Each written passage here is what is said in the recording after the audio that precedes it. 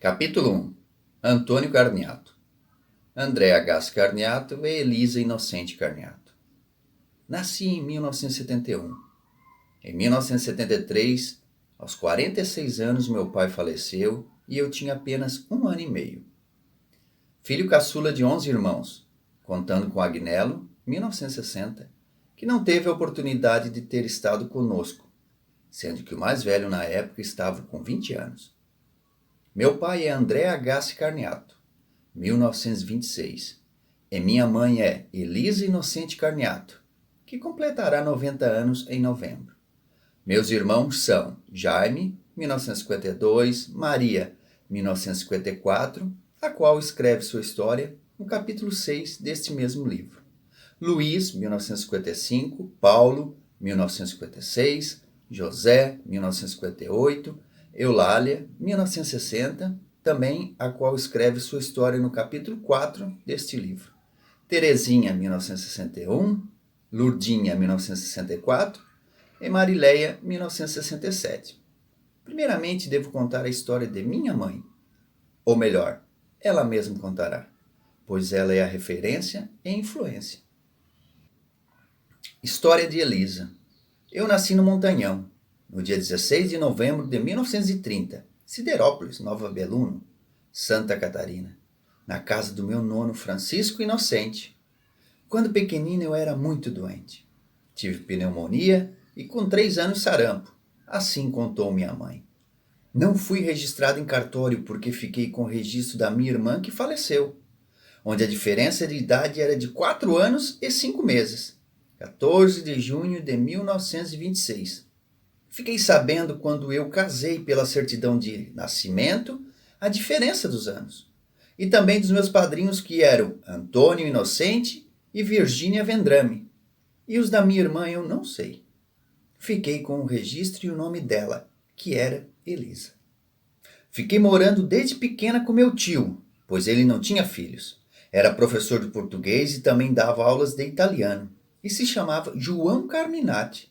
Fui crescendo e ele e a sua esposa me queriam muito bem. Certa vez ganhei uma boneca e uma sombrinha de presente toda cheia de babado. É do que me lembro. Meu tio tinha muitos livros italianos. Primeiro, segundo e terceiros livros primários. Aprendi a ler sozinho italiano. Il cane, il gatto, il merlo, il babbo, il ragazzo e assim por diante. Já sabia ler quando comecei a ir à escola. Meu tio, além de dar aula de português, também ensinava a doutrina. Eu tinha 6 anos. Fiz a primeira comunhão também com 6 anos. Ninguém me ensinou a doutrina porque o meu tio dava aula a 2 meninas de 12 e 14 anos e eu ficava escutando. Aprendi toda a doutrina e as orações. Quando o padre Luiz Gili veio fazer o exame nas crianças, que era feito na capela, meu tio falou ao padre: eu tenho uma sobrinha pequena de 6 anos, mas ela sabe toda a doutrina. E o padre disse ao meu tio: traga ela aqui na igreja. Aí eu fui. O padre me pegou no colo e me fez as perguntas e eu respondi todas. Não me lembro da roupa que eu estava, mas somente do tênis que era xadrez. Comecei a ir para a escola depois de fazer a primeira comunhão e nesta época tinha retornado para a casa dos meus pais. Eu com meus irmãos, Eusébio, Elias, Edivino, Elza e Ed. Antes de irmos para aulas, tínhamos que ir para a roça capinar. Retornávamos para casa, pegávamos nossas bolsas e uma batata cada um e andávamos 2,5 km para chegar à escola, com os pés descalços e todo sujo. À tarde íamos novamente para a roça e os deveres eram feitos à noite. Lembro que uma vez o professor deu uma poesia para decorar e quem soubesse ganharia um lápis. Era a poesia de Antônio Gonçalves Dias. Eu a decorei de noite, mas acontece que o meu pai falou: amanhã vocês não vão para a aula porque tem que capinar aquela roça de arroz. Comecei a chorar muito porque queria ganhar o lápis. Fui para a aula. Não obedeci meu pai. Eu ganhei o lápis. Eu fui para a aula até os 9 anos. Na época se estudava até o 3º ano. E eu gostava tanto de ir para a aula que refiz o 3º ano. Recordo também que faleceram os meus irmãozinhos. Uma era uma menina e o nome dela era Eulália. Ela morreu com 15 dias de vida. O menino tinha 2 aninhos e quando ele faleceu eu tinha 7 anos. Me lembro de tudo como que aconteceu. O nome deles era Eurides. Quando chegamos em casa do enterro, eu e minha irmã Elsa sentamos junto ao larim, que era um fogão doméstico, mas devido aos dialetos também era conhecido como fogarolo, focole ou fogolar, para se esquentar porque era muito frio. Começamos a cantar uma oração de igreja. Minha irmã tinha 5 anos.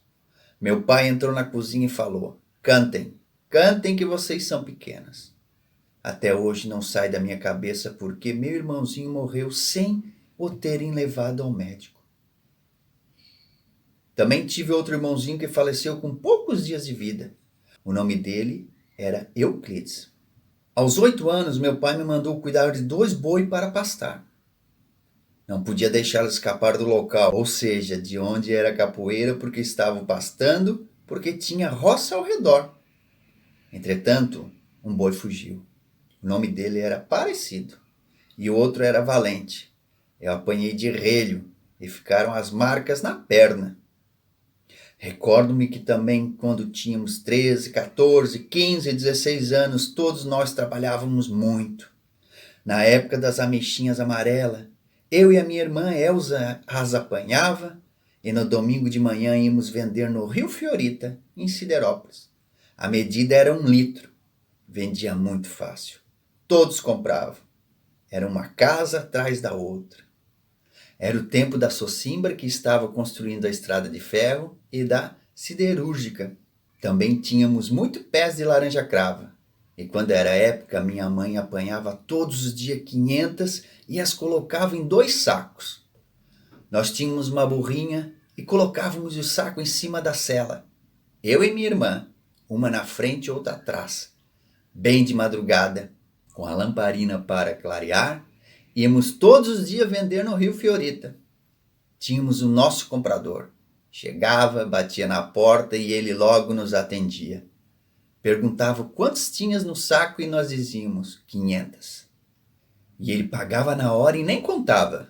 Antes do amanhecer já estávamos em casa para depois ir trabalhar na roça. Isso aconteceu por muitos anos. Então, se tinha o dinheiro para comprar a nossa roupa, repartimos o dinheiro com a nossa mãe. Na volta nós vimos montado na burrinha. No Montanhão se fazia 3 festas por ano. Era a festa de São Paulo, São Luís e a de Nossa Senhora da Conceição. As festas eram muito bonitas e sempre com o padre rezando a missa. Fazia a procissão ao redor da igreja, que era enfeitada de palmeiras. Quem carregava os santos eram os homens e a Nossa Senhora as mulheres. Certa vez, eu, minha irmã e 2 primas, todas com praticamente as mesmas idades, de vestido azul claro, manga comprida, todas iguais, carregamos a santa. Foi muito bonito. À tarde tinha baile até descer o sol. Aos domingos tinha terço e depois as mulheres iam ao cemitério e rezavam mais um terço.